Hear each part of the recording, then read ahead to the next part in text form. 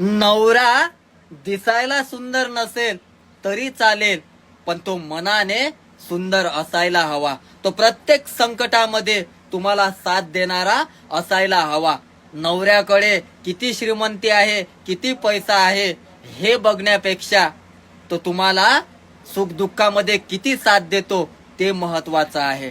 नवऱ्याने आकाशातील चंद्र आणि तारे तोडून नाही आणले तरी चालेल, तुमची स्वप्न पूर्ण नाही केले तरी चालेल, पण जेव्हा संपूर्ण जग तुमच्या विरोधात असेल तेव्हा तो एकटा तुमची सावली बनून तुमची साथ देणारा असायला हवा. नवऱ्याने तुम्हाला पैसा नाही दिला तरी चालेल, पण त्या नवऱ्याने प्रत्येक दुःखाच्या वेळी तुम्हाला ममता, माया, प्रेम, जिव्हाळा, आपुलकी, स्नेह आणि वात्सल्य ही कोहिनूरच्या हिऱ्यांची खाण नक्कीच द्यायला हवी.